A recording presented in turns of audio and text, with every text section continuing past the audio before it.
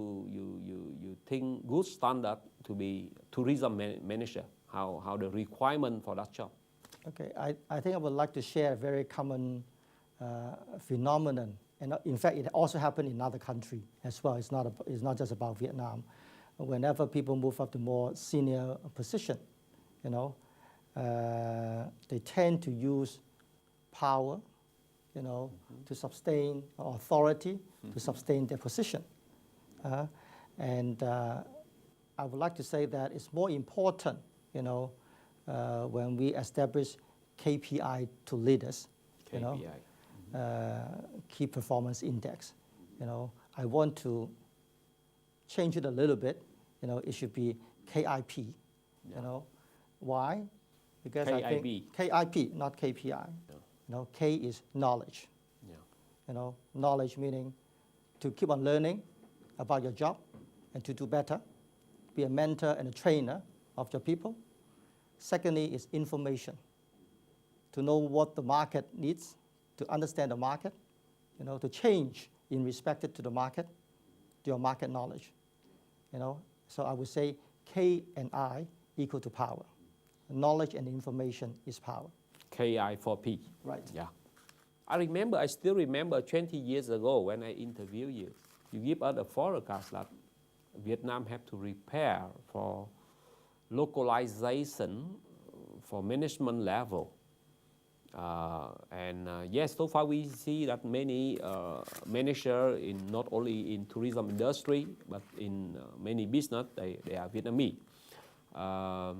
However, now, what next? Well, when we are talking about localization, which is pretty true, it happens everywhere. But in the nature of our industry, there are always skill sets that we could not learn. That means we still have to work with expatriates or foreigners, on a management level. But interestingly enough, you can find that not even on the senior management level, you find it even on the ordinary rank and file level, you would then see more and more young foreigners are willing to come to Vietnam to compete for the same job. So in terms of the job market, it's not just about localization, it's about internationalization. I think Vietnam also gives an opportunity. There's a lot of jobs available, and I would say a lot of young, people, maybe in Europe, because I met a lot of British people, French, at their early 20s. Actually, they're looking for a job, in Vietnam. And then when I asked them why, they said, there's a prospect for me to grow my career in Vietnam. Yeah. It's been one hand that localization, but another hand that's globalization. Yes. We have to work, even manager or staff, but they are international people. Right. And international client, international staff, international working environment. Right. That is the target for tourism industry. Right. Yeah. Thank you for the point, for sharing with us quite interesting that point. We can move on to talk about the coming challenge in year 2012 and onward. Cảm ơn quý vị. Chúng ta sẽ trao đổi tiếp với ông Nixon Chung về cái triển vọng của du lịch thế giới cũng như là những cái thách thức đang đặt ra cho vấn đề phát triển du lịch của Việt Nam liên quan đến nhân lực.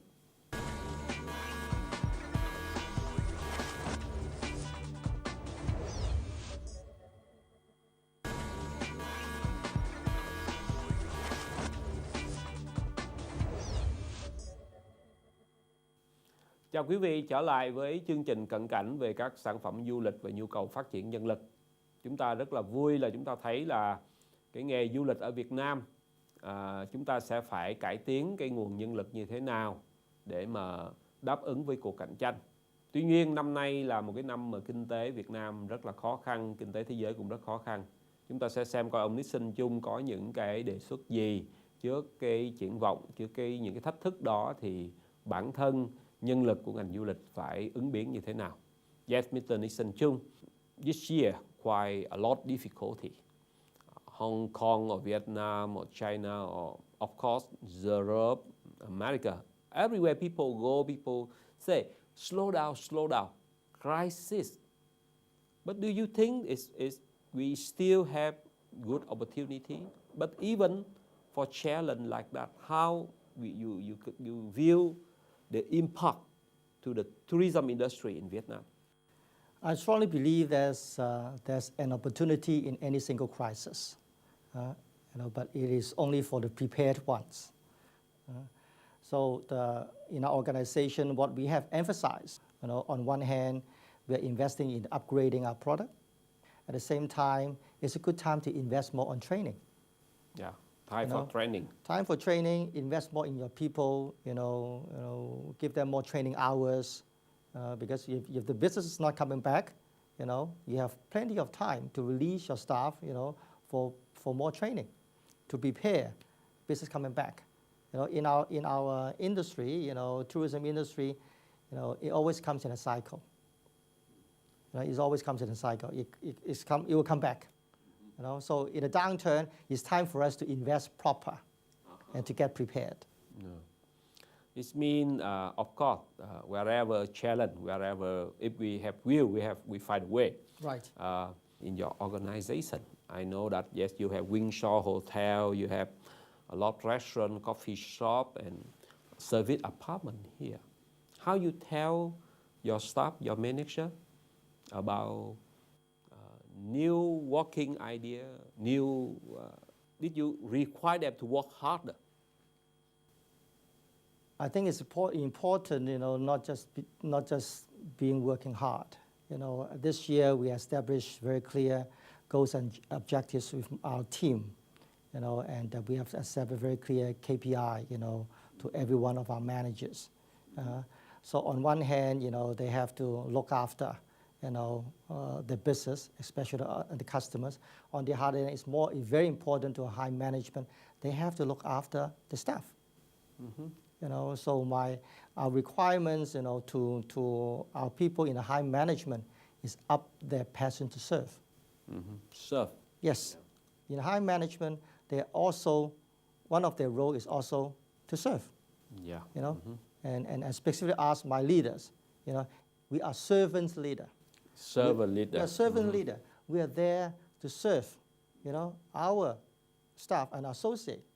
Serve them well, train them well, prepare them well, then they will help us to deliver a good guest experience to our customers. The manager must change first. Yes, I keep on saying that it's not just talk the talk, it's walk the talk.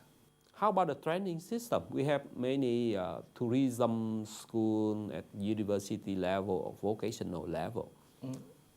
Do you think they have to improve, they have to change, or they have to reform?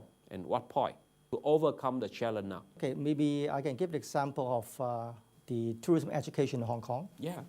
As an example, I think Hong Kong tourism is keep growing. It's a major, revenue generation sector, of our economy, and the government has been doing a lot, and at the same time also helping China as well. In Hong Kong we have various type of educational system, from vocational training school, from culinary training school, mm-hmm. To like Hong Kong Polytechnic.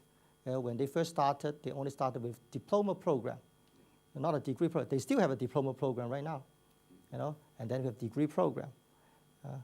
And the education system focus not just on academic, qualification, but actually practical, skills which the market requires. So that is the reason why Hong Kong Polytechnic built its own hotel.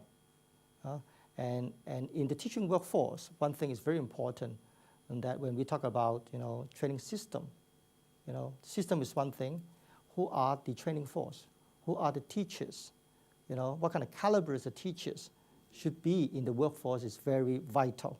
So like in Hong Kong, for instance, a lot of the lecturers actually come from the industry. Like at the same time, right? Like myself, using the faculty lecturer together with the industry people, teach at the same time.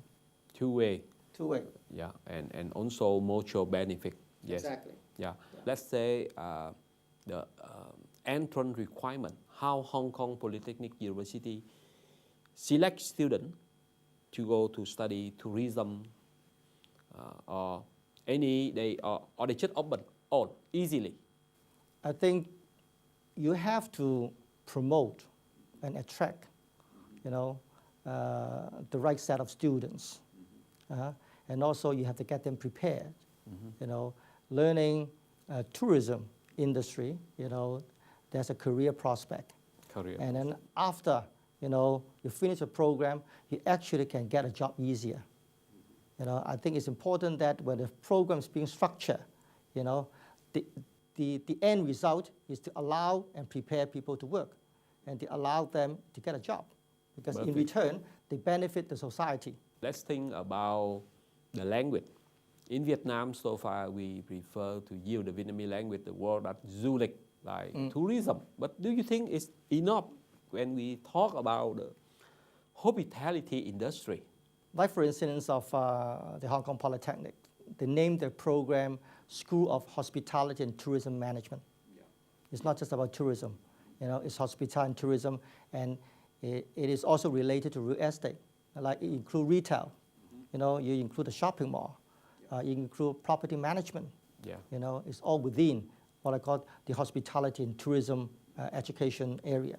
Tourism business industry and the tourism business school in Vietnam also have to expand the training content, the target, and then people feel they work not just for hotel, they for work resort. They actually work for the service industry. Yes. I think one very clear example that, you go to a lot of other various type of company, the bank, or multinational companies, I can assure you that, at least there are 1 or 2 staff who has worked in a hotel before. And now they're working in other sector. They are transferable skills because they are the ones who have picked up the service skills. Yeah. I think we, for tourism industry or hospitality industry, there are a lot of exciting matter to discuss. And we hope that next time we can meet up with you again to talk about another matter. Thank you for your attention. Cảm ơn tất cả quý vị đã theo dõi cuộc trao đổi với Thạc sĩ Nixon Chung, Chủ tịch Tập đoàn Quản trị Bất động sản Du lịch Windsor. Thank you very much. Thank you. Thank you.